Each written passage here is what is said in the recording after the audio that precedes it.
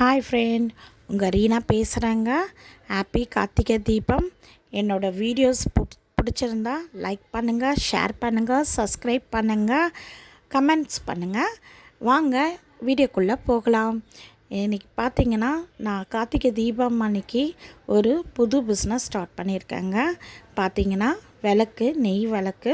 இந்த நெய் விளக்கு பார்த்திங்கன்னா ரொம்ப அழகாக ஃப்ளவர்ஸ் ஷேப்பில் பெருசாகவும் இருக்குது. இது ஒன்று 10 ரூபாங்க.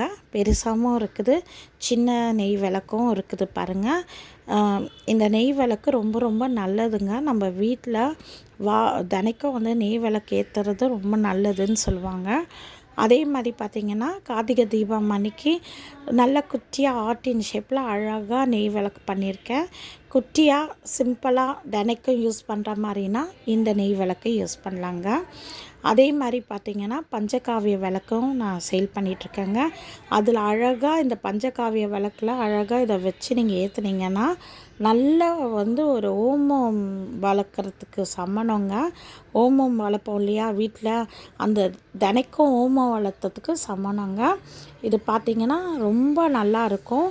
இந்த நெய் விளக்கும் சரி, அந்த பஞ்சகாவியம் விளக்கும் சரி. நன்றி, வணக்கம்.